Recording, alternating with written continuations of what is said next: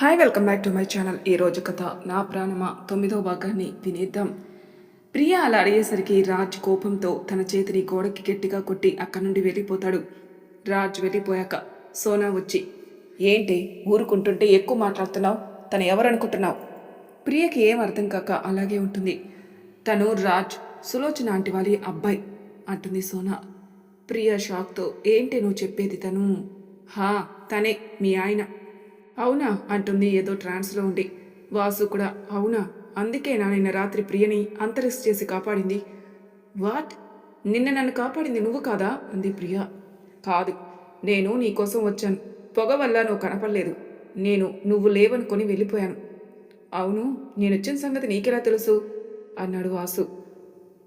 నిన్ను చూశాను. నేను పిలుద్దామనుకున్న ఈలోపే నేను స్పృహ కోల్పోయాను. నన్ను నువ్వే కాపాడవేమో అనుకున్నాను. లేదు, నేను మిస్ అయ్యాను. రాజే నిన్ను కాపాడాడు. ఓ అలాగా. సులోచన ఆకాష్ దగ్గరకు వచ్చి, వాడు కోపంలో వెళ్ళిపోయాడు, మీరు వెళ్ళి చూడండి. ఆకాష్ సరే అని రాజ్ దగ్గరికి వెళ్తాడు. రాజ్, డాడ్ నేను ఇంటికి వెళ్తున్నాను, మీరు తనని తీసుకుని వచ్చేయండి అంటాడు. రాజ్ ఇంటికి వచ్చి ఫ్రెష్ అయ్యి 8 గంటలకి బిజినెస్ మీటింగ్ ఉంటే వెళ్ళిపోతాడు. రాజ్ వెళ్ళేసరికి రియా ఎదురుగా వచ్చి, సార్ ఏంటి సార్ ఇంత లేటు? తలపై ఆ గాయం ఏంటి సార్ అని అడుగుతుంది. ఏం లేదులే, మీటింగ్ స్టార్ట్ అయిందా? హా సార్, ఇప్పుడే స్టార్ట్ అయింది. సరే వెళ్దాం పదా. రాజ్ మీటింగ్ హాల్లోకి ఎంటర్ అవుతాడు. అక్కడ పెద్ద పెద్ద బిజినెస్ మ్యాగ్నెట్స్ అందరూ రాజ్ కోసం ఎదురు చూస్తూ ఉంటారు. రాజ్ షార్ప్గా వెళ్ళి హాయ్ చెప్పి సారీ ఫర్ ద డిలే అంటాడు. లెట్స్ స్టార్ట్ ద మీటింగ్ అని అంటాడు. అది ఒక ప్రెస్టీజియస్ ప్రాజెక్ట్కి సంబంధించిన మీటింగ్. ఆ ప్రాజెక్ట్కి ఎవరికి వస్తుందా అని అక్కడున్న వాళ్ళంతా చాలా ఉత్కంఠంగా ఎదురు చూస్తున్నారు. రాజ్ ప్రెజెంటేషన్ ఇస్తూ ఉంటాడు. ప్రిపేర్ కాకపోయినా చాలా బాగా ప్రెజెంటేషన్ ఇస్తాడు రాజ్. ఇప్పుడు శైలు కూడా వచ్చి తన ప్రెజెంటేషన్ ఇస్తుంది. చాలా బాగా ప్రెజెంటేషన్ ఇస్తుంది. శైలు ప్రెజెంటేషన్ చూసి అందరూ క్లాప్స్ కొడతారు. రాజ్ కూడా ఇంప్రెస్ అవుతాడు. ఫైనల్ అనౌన్స్మెంట్ టైం వచ్చేసింది. This project goes to Malhotra group of company and Mitra group of industries అని అనౌన్స్ చేస్తారు. శైలుకి ముందే తెలుసు కాబట్టి తన ప్లాన్ సక్సెస్ అయినందుకు లోపల ఫుల్ హ్యాపీగా ఉంది. బయటికి మాత్రం నార్మల్గా ఉంది, ఏమీ తెలియనట్టు. రాజ్కి ఏం అర్థం కాక, వాట్, ఒక ప్రాజెక్ట్ ఇలా 2 కంపెనీలకు ఎలా ఇస్తారు? బోర్డ్ మెంబర్స్ అందరూ, రాజ్ మీకు మల్టీ కంపెనీస్ ఉండొచ్చు, మీ వర్కింగ్ స్కిల్స్ మీద నో డౌట్, కానీ Mitra group of industries present చేసిన తీరు మమ్మల్ని ఇంప్రెస్ చేసింది. మీ కింద వాళ్ళు ఈ ప్రాజెక్ట్ చేస్తూ మీకు హెల్ప్ చేస్తారు. బట్ నేను ఒప్పుకోవడం లేదు అంటాడు రాజ్. నేను వేరే కంపెనీతో టైఅప్ అయి పనిచేయడం నెవర్, ఇది జరగదు. నేను ఈ ప్రాజెక్ట్ నుండి తప్పుకుంటున్నాను. కావాలంటే మీరు మొత్తం ప్రాజెక్ట్ వాళ్ళకే ఇచ్చేయండి, నాకే ప్రాబ్లం లేదు. Now I'm left this meeting అని వెళ్ళపోబోతుంటాడు. మిస్టర్ రాజ్, వెయిట్ ఏ సెకండ్ అని శైలు పిలుపుతో వెనక్కి తిరుగుతాడు రాజ్. శైలు రాజ్ దగ్గరకు వచ్చి మెల్లగా, నాతో వర్క్ చేయడం అంటే మీకు ఇష్టం లేదా? లేకుంటే వర్క్ మీద కాకుండా నా మీద ఫోకస్ అవుతామని భయమా? రాజ్కి మాత్రమే వినపడేలా ఉంటుంది. రాజ్ శైలికి కొంచెం దూరం జరిగి ఒక్క సెకండ్ ఆలోచించి, బోర్డ్ మెంబర్స్తో ఓకే, నాకు ఈ ప్రాజెక్ట్ మిత్రా గ్రూప్తో కలిసి చేయడం ఇష్టమే. ప్రాజెక్ట్కి సంబంధించిన పేపర్స్ మీద శైలు రాజ్ సంతకాలు చేస్తారు. శైలు రాజ్కి షేక్ హ్యాండ్ ఇచ్చి, all the best my dear. అవును, నీకు ఆ దెబ్బ దానివల్లే కదా అయ్యింది. నేను దాన్ని వదిలిపెట్టను, దాని అంత చూస్తాను అంటుంది. రాజ్ కోపంతో, hold your tongue miss Shailu, మాటలు తిన్నగా రాని, తనని అనే రైట్స్ నీకు లేవు, మైండ్ ఇట్ అని కోపంతో, రేపు కలుద్దాం అని చెప్పి అక్కడి నుండి తన ఆఫీస్కి వెళ్తాడు. రియాని పిలిచి కొత్త ప్రాజెక్ట్కి సంబంధించిన వర్క్ డీటెయిల్స్, స్టాఫ్ని రిక్రూట్మెంట్కి సంబంధించిన వర్క్స్ చూసుకోమంటాడు. సోనా వాళ్ళని బయటికి వెళ్ళమని ఆకాష్ సులోచనలు ప్రియతో మాట్లాడుతూ ఉంటారు. ప్రియ భార్గవ్ని ఉండమని చెప్పడంతో భార్గవ్ కూడా ఉంటాడు. సులోచన, ఏ అమ్మా ప్రియ, ఎందుకమ్మా ఆలోచిస్తున్నావు? ఏమీ లేదా అంటే, మా పెళ్లి జరిగిన పరిస్థితులు, నేను ఇంకా ఈ పెళ్లిని మీరు అనుకున్నంత ఈజీగా తీసుకోలేకపోతున్నాను, అందుకే కొంచెం భయంగా ఉందా ఆంటీ. పిచ్చిపిల్ల, ఇది అందరి ఆడపిల్లలకి ఉండే భయమేలే. ఇక పెళ్ళంటావా, దాని గురించి తర్వాత మాట్లాడదాం. నువ్వు బయట ఒంటరిగా ఉంటే సేఫ్ కాదు. అదే మన ఇంటికి వస్తే నీకు సేఫ్టీ ఉంటుంది. భార్గవ్ని కూడా ఇక్కడే కాలేజీలో జాయిన్ చేసి అందరం ఒక దగ్గరే ఉందాం, ఏమంటావు? ప్రియా భార్గవ్ని చూస్తుంది. భార్గవ్ కూడా చెప్పడంతో సరే అంటుంది. ఆంటీ, మా వస్తువులన్నీ ఇంట్లో ఉన్నాయి కదా, మేము వెళ్ళి ప్యాక్ చేసుకుని వస్తాం. పర్లేదు, అందరం వెళ్ళి అక్కడ మీ వస్తువులు తీసుకుని ఇంటికి వెళ్దాం అంటాడు ఆకాష్. ప్రియని డిశ్చార్జ్ చేస్తారు. ప్రియని భార్గవ్ మెల్లగా కారులో కూర్చోబెడతాడు. సోనా వాళ్ళు కూడా ప్రియతో వెళ్తారు. సోనా ప్రియకి ప్యాకింగ్లో హెల్ప్ చేస్తుంది. వర్కర్స్కి 3 డేస్ లీవ్ ఇచ్చి వర్క్షాప్ షిఫ్టింగ్ గురించి చెప్తుంది. ప్రియా వాసు దగ్గరకు వచ్చి, నువ్వు కోరుకుంటున్నట్లు నేను నా లైఫ్ని స్టార్ట్ చేయబోతున్నాను, మరి నువ్వు కూడా నేను చెప్పినట్లు చెయ్యిరా అంటుంది. నువ్వు లేని నా జీవితాన్ని నేను ఊహించలేను, బట్ నువ్వు హ్యాపీగా ఉంటే నేను హ్యాపీగా ఉండడానికి ట్రై చేస్తాను అన్నాడు. వాసు, నేను నీ జీవితంలో లేను అని ఎందుకు అనుకుంటున్నావు? ఒక ఫ్రెండ్గా జీవితాంతం నీకు తోడుగా ఉంటా. మనం ఎప్పట్లానే కలిసి ఉండాలి, అల్లరి చేయాలి, ఆ సోనాని బాగా ఆడుకోవాలి. ఇంతలో సోనా వస్తుంది. ప్రియా మాటలు విని, ఒసే ఏమన్నావే నాతో? నిన్ను అని ప్రియా వెంటపడుతుంది. ప్రియా ప్లీజ్ ప్లీజ్ సారీనే అంటూ రూమ్ అంతా పరిగెడుతుంది. సోనా ప్రియాని పట్టుకొని, ఇప్పుడు చెప్పవే ఏమన్నావు? సారీనే అని సోనాని వాసు హక్ చేసుకుని ఏడుస్తుంది. ప్రియా ఉన్నట్లుండి ఏడ్చేసరికి సోనా వాసు కంగారు పడతారు. రేపటి నుండి మిమ్మల్ని మిస్ అవుతానేమో అంటూ ఏడుస్తుంది. సోనా వాసు కూడా ఏడుస్తారు. వాసు ప్రియా తలపై ఒక్కటిచ్చి, మేమెక్కడికి వెళ్తామే, నీతో పాటే ఉంటాం కదా. సులోచన వచ్చి, ఏంటమ్మా మీరు చిన్నపిల్లల్లాగా తన ఎక్కడికి వెళ్తుంది, తన ఇంటికేగా. ఇప్పుడు ఎట్లాగైతే కలుస్తున్నారు, తర్వాత కూడా అలాగే ఉండండి. మీ స్నేహం గురించి నాకు తెలుసులే అంటుంది. సోనా వచ్చి సులోచనని హక్ చేసుకుని, థ్యాంక్స్ ఆంటీ, మా ప్రియ నిజంగా సో లక్కీ మీలాంటి అత్తయ్య దొరికినందుకు. అమ్మ ప్రియా ప్యాకింగ్ అయిపోయిందా? హా ఆంటీ అంటుంది సులోచన. ప్రియా రెడీ అయి వస్తుంది. లైట్ ఆరెంజ్ కలర్ శారీలో సింపుల్గా రెడీ అవుతుంది. సులోచన ప్రియా దగ్గరకు వచ్చి నుదుటిపైన ముద్దు పెట్టుకొని, అచ్చు లక్ష్మీదేవిలాగా ఉన్నావు, నా దిష్టి తగిలేలా ఉన్నావు అని తన కంటిలో కాటుక తీసి ప్రియా చెవిని కలపెడుతుంది. ఆ సీన్ చూసి అందరి కళ్ళు చెమ్మగిలుతాయి. ఏమైనా తర్వాత చూసుకోవచ్చు, పదండి అని ఆకాష్ అనేసరికి మల్హోత్రా మ్యాన్షన్కి బయలుదేరుతారు. సోనా వాసు ప్రియని పంపించి ఇంటికి లాక్ వేసి ఎవరింటికి వాళ్ళు వెళ్ళిపోతారు. ఇక్కడ మిస్టర్ ఎక్స్ హడావిడిగా బయలుదేరి కేరళకి వెళ్తాడు. అక్కడ ఒక ఆశ్రమానికి వెళ్ళి స్వామీజీకి నమస్కరించి, ఇప్పుడు తనకెలా ఉంది అని అడుగుతాడు. తను కోమా నుండి బయటకు వచ్చాడు, వైద్యానికి సహకరిస్తున్నారు, ఈ విషయం చెప్పడానికి రమ్మన్నాను అంటాడు స్వామీజీ. నేను తనని చూడొచ్చా అన్నాడు ఆ మిస్టర్ ఎక్స్. స్వామీజీ నవ్వి తనతో పాటు లోపలికి తీసుకెళ్తాడు.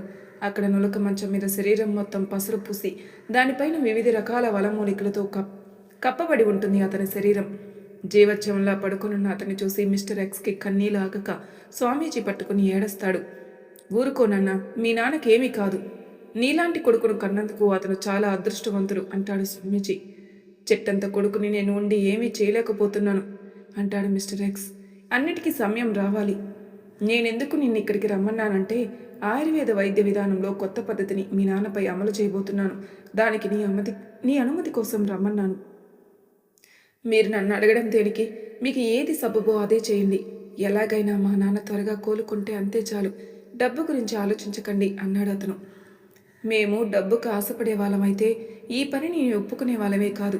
మీ తాతగారు మేము ప్రాణ స్నేహితులం, నా స్నేహితుడి కోసం నేను ఆ మాత్రం చేయలేనా అన్నారు స్వామీజీ. సరే స్వామీజీ, నేను వెళ్ళొస్తాను అన్నాడు. తాతగారు వచ్చి చూస్తారేమో, వారు వచ్చే ముందు ఫోన్ చేస్తాను. సరే నాయన వెళ్ళిరా అన్నాడు స్వామీజీ.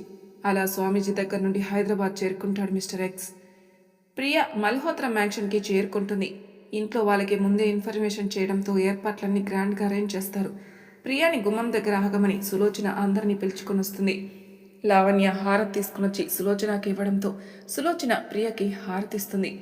బియ్యంతో నిండిన కలశాన్ని తన కాళ్ళతో నెట్టి భార్గవ్తో సహా రాజు లేకుండానే గృహప్రవేశం చేస్తుంది ప్రియ. కలశాన్ని తన కుడికాలతో నెట్టి పారాని కలిపిన నీళ్ళ ప్లేట్లు తన కాళ్ళను ఉంచి నెమ్మదిగా అడుగు వేసుకుంటూ ఇంట్లోకి నడుస్తుంది ప్రియ. ప్రియ నడుస్తుంటే పైనుండి గులాబీ రేకులు పడుతుంటాయి. ప్రియ వాటిని చూసి మెస్మరైజ్ అవుతుంది. ప్రియని ఇంట్లో వాళ్ళందరికీ పరిచయం చేస్తుంది సులోచన. ప్రియ ముందుగా రాజు వాళ్ళ నాన్నమ్మకి అమ్మమ్మకి నమస్కరించి తర్వాత అందరినీ విష్ చేస్తుంది. భార్గవ్ కూడా అందరినీ విష్ చేస్తాడు. ఇంట్లో వాళ్ళందరూ ప్రియని చూసి ఒక్కొక్కరు ఒక్కోలాగా అనుకుంటూ ఉంటారు. ప్రియా భార్గవ్ని కూర్చోమని షెఫ్కి కాఫీ తెమ్మని చెప్తుంది. ఇంట్లో వాళ్ళందరూ కూర్చుంటారు. షెఫ్ తెచ్చి లావణ్యకిస్తే లావణ్య కాఫీ తెచ్చి అందరికీ ఇస్తుంది. ప్రియా కాఫీ తాగుతూ ఇంట్లో వాళ్ళు అడిగే వాటికి చాలా ఓపికగా సమాధానాలు చెప్తుంది. అలా అందరూ కలిసి మాట్లాడుకుంటూ ఉంటారు. లంచ్ టైం అవడంతో అందరూ లంచ్ చేసి ఎవరి పనులకు వాళ్ళు, ఖాళీగా ఉన్న వాళ్ళు వాళ్ళ రూమ్స్కి వెళ్ళిపోతారు. సులోచన ప్రియా భార్గవ్లకి రూమ్ చూపెట్టి రెస్ట్ తీసుకోమని చెప్తుంది. లావణ్య నిత్యాలు ప్రియతో మాట్లాడడానికి వస్తారు. లావణ్య వచ్చి ప్రియని హక్ చేసుకుని, ఎలా ఉన్నావు వదినా, నువ్వు వస్తావని అనుకోలేదు, నువ్వు వచ్చినందుకు నేను ఎంత హ్యాపీగా ఉన్నానో నీకు తెలీదు వదినా, ఐఎమ్ సో హ్యాపీ అంటుంది. ప్రియా స్మైల్ ఇస్తుంది. ప్రియా లావణ్యని నీ పేరేంటి అని అడుగుతుంది. లావణ్య షాక్ అయి నీకు నా పేరు తెలీదా అంటూ క్వశ్చన్ మార్క్ పెట్టిన ఫేస్తో అడుగుతుంది.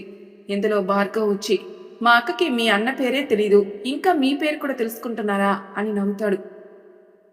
ఏంటి నీకు అన్నయ్య పేరు తెలీదా? ఇద్దరు ఒకేసారి అని షాక్ అవుతారు. తెలుసు భార్గవ్తో. తెలీదు అన్నా? మా అక్కకి ఇవాళ తెలిసింది. అవునా అని ఇద్దరు ఒకేసారి అంటారు. సరే సరే సరే కానీ మీ పేరు చెప్పండి. నా పేరు లావణ్య, తిను నిత్య అని పరిచయం చేస్తుంది. మేము నీకేమవుతామో కనీసం అదైనా తెలుసా? తెలుసు, నా ఆడపడుచులు మీరు అంతేగా అంటుంది. అంతే అంటే ఆడపడుచులంటే అర్ధ మొగుళ్ళం వదినా అని ప్రియకి చెక్కల గింతలు పెడతారు. ప్రియా నవ్వుతూ ఇంక చాలా ఆపండి ప్లీజ్ అని బెడ్పై కూర్చుంటుంది. భార్గవ్ వచ్చి లావణ్య నిత్యకి థ్యాంక్స్ చెప్తాడు. ఎందుకు అంటారు. మీ వల్లే మా అక్క ఎన్ని రోజుల తర్వాత నవ్వింది. థ్యాంక్ యూ సో మచ్ యార్. చాలే తను మాకు కూడా వదిని అని లావణ్య నిత్యాలు ప్రియని హక్ చేసుకుంటారు. అలా నలుగురు కాసేపు మాట్లాడుకుంటూ ఉంటారు. ప్రియ లేచి రూమ్ని సర్దుతూ ఉంటుంది. లావణ్య నువ్వెందుకు చేస్తున్నావు వదిన, మెయిడ్కి చెప్తే చేస్తుందిలే. మన పనులు మనం చేసుకోవడంలో తప్పేమింది, అయినా నాకు అలవాటు అని కబోర్డ్లో బ్యాగ్లోని బట్టలు పెడుతూ ఉంటుంది. లావణ్య నిత్యాలు కూడా హెల్ప్ చేస్తారు. భార్గవ్ చదువుకుంటూ ఉంటాడు. ముగ్గురు కలిసి వర్క్ చేసుకుంటూ ఉంటారు. ఈలోగా నిత్యకి ఏమైనా తినాలనిపించి మెయిడ్ని పిలుస్తుంది. రాము కాక వస్తాడు. కాకా మాకేమైనా ఫ్రూట్స్ తినడానికి తీసుకుంట్రా, అలాగే ఏమైనా స్నాక్స్ కూడా అనడంతో రాము కాకా వెళ్ళి ఫ్రూట్స్ స్నాక్స్ తీసుకుని వస్తాడు. అవి తీసుకుని భార్గవ్కిచ్చి ప్రియా వాళ్ళ దగ్గరికి వెళ్తుంది. చేసిన పని చాలు, తిన్నాం రండి, అసలే ఫుల్ టైర్డ్ అయిపోయాను అని చిన్నపిల్లలా తింటూ ఉంటుంది. ఇప్పుడే కదా లంచ్ చేసావు, మళ్ళీ అప్పుడే ఆకలా? నేను తిని 60 నిమిషాలు అయిందా హిహిహి అని అనుకుంటూ నన్ను డిస్టర్బ్ చేయకు, నన్ను తిన్ని అంటుంది. లావణ్యకి నిత్యాన్ని చూసి నవ్వొస్తుంది. తను నవ్వుకుంటూ వెళ్ళి ప్రియాకి యాపిల్ కట్ చేసి ఇస్తుంది. ప్రియా వద్దు అనడంతో ఇద్దరు కలిసి తినిపిస్తారు. ముగ్గురు కలిసి కాసేపు ఆగాక నిద్రపోతారు. ఇంతలో డోర్ సౌండ్ వస్తే ప్రియకి మెలకు వస్తుంది. ఆకాష్, సులోచన, రాజు వాళ్ళ నానమ్మ, తాతయ్య, వసుంధర, అరుణ్ వాళ్ళు వస్తారు. ప్రియా వాళ్ళని చూసి లేచి నిలబడుతుంది. రాజు వాళ్ళ నానమ్మ ఆ ఇంటి కొత్త కోడలికి ఇవ్వవలసిన వస్తువులని అంటే చీరలు, నగలు ప్రియాకిస్తుంది. ప్రియా వాటిని చూసి ఇప్పుడు ఇవన్నీ ఎందుకు అన్నట్టుంది. రాజు వాళ్ళ నానమ్మ ఇవి మా ఇంటి కోడలికి ఇస్తున్న కానుకలు, తీసుకో అమ్మా అంటుంది. సులోచన కూడా చెప్పడంతో ప్రియా కాదనలేక తీసుకుంటుంది. వీళ్ళు మాట్లాడుకుంటూ ఉండగా మెలకు వచ్చిన లావణ్య, నిత్యాలు అలా చూస్తూ ఉండిపోతారు. వాళ్ళు వెళ్ళిపోయిన తర్వాత అందరూ ఫ్రెష్ అయ్యి కిందికి వస్తారు. ప్రియకి అలసటగా ఉండడం వల్ల తన రూమ్లోనే ఉండిపోతుంది. ప్రియకి ఫోన్ వస్తే మాట్లాడుతూ బాల్కనీలోకి వచ్చి నించునుంటుంది. ఇంతలో కార్ హార్న్ మోగడంతో ప్రియ అటువైపే చూస్తుంది. రాజ్ కార్ పార్క్ చేసి ఇంట్లోకి వస్తుంటాడు. ప్రియ రాజ్ని చూసి అసహనంగా ఫీల్ అయి రూమ్లోకి వచ్చి ఫోన్ కట్ చేసి బెడ్పై ఆలోచిస్తూ కూర్చుంటుంది. వాసు ఫోన్ చేయడంతో ఫోన్ లిఫ్ట్ చేసి హలో అంటుంది. ప్రియా ఎలా ఉన్నావు? వాసు నేను బాగానే ఉన్నాను. ప్రియా నీ బైక్ రిపేర్ అయిపోయింది, మార్నింగ్ వచ్చి తీసుకెళ్ళు, నేను బైక్ మీ ఇంటి దగ్గరే పెట్టాను. Thank you Vasu, thank you so much. నేను రేపు మార్నింగ్ భార్గవ్ని పంపించి బైక్ తీసుకొని రమ్మంటాను అంటుంది ప్రియా. భార్గవ్ ఎందుకులే ప్రియా, నేను ఎవరితోనైనా బైక్ పంపిస్తానులే. సరే మరి వాసు, నువ్వేం చేస్తున్నావు? ఏం లేదు ప్రియా, నేను ఒక కొత్త బిజినెస్ డీల్ కోసం రేపు హైదరాబాద్ వెళ్తున్నాను. 1 or 2 days తర్వాత వస్తాను. Okay Vasu, good night. Good night Priya. Vasu phone పెట్టేసిన తర్వాత ప్రియా భార్గవ్ బ్యాగ్ ప్యాక్ చేస్తూ ఉంటుంది. భార్గవ్ వచ్చి అక్క ఇప్పుడు బ్యాగ్ ఎందుకు ప్యాక్ చేస్తున్నావు? అదేంట్రా, రేపు నీకు కాలేజ్ లేదా? నువ్వు పెట్టిన 2 days లీవ్ అయిపోయాయి కదా, నువ్వు వెళ్ళవా? అది అక్క ఇంకో 2 days ఉంటాను అని నసుగుతూ ఉంటాడు. నథింగ్ డూయింగ్, నువ్వు వెళ్ళు, ఇప్పటికే 2 days క్లాస్ మిస్ అయ్యాను. అక్క నేను ఒంటరిగా ఇక్కడ వదిలేసి నాకు వెళ్ళబుద్ధి కావడం లేదు. నాకేం కాదు చిన్న, నువ్వు వెళ్ళు. ఈలోగా సులోచన డిన్నర్కి పిలవడానికి వస్తుంది. వాళ్ళ మాటలు విని నవ్వుతూ భార్గవ్ దగ్గరకు వచ్చి మీ అక్క ఇక్కడ ఒంటరిగా లేదు, మేమంతా ఉన్నాం కదా, మీ అక్కని జాగ్రత్తగా చూసుకుంటాం, నువ్వు మీ అక్క గురించి ఆలోచించక కాలేజీకి వెళ్ళు అంటుంది. ప్రియా ఏంట్రా ఇంకా ఆలోచిస్తున్నావు, వెళ్తావా వెళ్ళవా అని గట్టిగా అడుగుతుంది. సరే అక్క వెళ్తాను అంటాడు. సులోచన సరే అయితే డిన్నర్కి రెడీ, వెళ్దాం పదండి. ఆంటీ నాకు ఆకలిగా లేదు, భార్గవ్ నువ్వు వెళ్ళి తినేసిరా అంటుంది ప్రియా. అదేంటమ్మా అలా ఎలా తినకుండా ఉంటావు? ఆంటీ ప్లీజ్ నన్ను ఫోర్స్ చేయకండి. అక్క తినను అంటే తినదు, మనం వెళ్దాం పదండి అంటాడు. భార్గవ్, సులోచన వాళ్ళు డిన్నర్ చేయడానికి వెళ్తారు. రాజ్ డిన్నర్ చేయడానికి కిందికి రాడు. తన డిన్నర్ని గదిలోకి తీసుకురామంటాడు. రాము కాక వెళ్ళి డిన్నర్ రాజు గదిలో పెట్టి వస్తాడు. అందరూ డిన్నర్ చేసేసి ఎవరి రూమ్లో వాళ్ళు వెళ్ళిపోతారు. సులోచన పాలు తీసుకుని ప్రియా దగ్గరికి వస్తుంది. ప్రియా పడుకొని ఉంటుంది. ప్రియా, లే అమ్మా, లేచి పాలు తాగు అంటుంది సులోచన. ఇంతలో భార్గవ్ అక్కడికి వస్తాడు. చేతిలో పాలను చూసి, అత్తయ్య, ఈ పాలెవరికి? ఇంకెవరికి? ప్రియకి. తనేమీ తినలేదు కదా, ఈ పాలైనా తాగుతుందని తీసుకొచ్చా. అక్క పాలు తాగుతుందా? మీకు తెలియదు కదా అత్తయ్య, దానికి పాలంటే అలర్జీ, అది తాగదు అని నవ్వుతాడు భార్గవ్. ప్రియా కోపంగా భార్గవ్ వైపు చూస్తుంది. సులోచన వచ్చి ప్రియా పక్కన కూర్చొని తన చేతులతో పాలు తాగిస్తుంది. ప్రియా చేసేదేం లేక పాలను తాగుతుంది.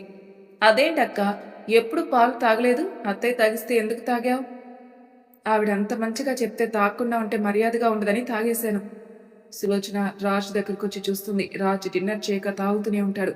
సులోచన రాజ్ దగ్గరికి వచ్చి తాగింది చాలు, డిన్నర్ చేయని రాజ్కి అన్నం తినిపిస్తుంది. రాజ్ తిన్న తర్వాత తన గదిలోకి వెళ్తుంది. సులోచన ఆకాష్తో ఎప్పటికీ ఈ పరిస్థితులు చక్కదిద్దుకుంటాయోనండి అని బాధపడుతుంది. ఆకాష్ సులోచనకి ధైర్యం చెప్పి దగ్గరికి తీసుకుంటాడు. సులోచన రాజ్ ప్రియాల గురించి ఆలోచిస్తూ నిద్రపోతుంది. మరి తర్వాయి భాగంలో ఏం జరుగుతుందో నెక్స్ట్ ఎపిసోడ్లో తెలుసుకున్నాం. అంతవరకు నా ఛానల్ సబ్స్క్రైబ్ చేయని వాళ్ళు ప్లీజ్ సబ్స్క్రైబ్ చేసుకోండి. లైక్ చేసి షేర్ చేయండి. మీ అభిప్రాయాలు నాకు కామెంట్ రూపంలో తెలియజేయండి. Thank you for listening.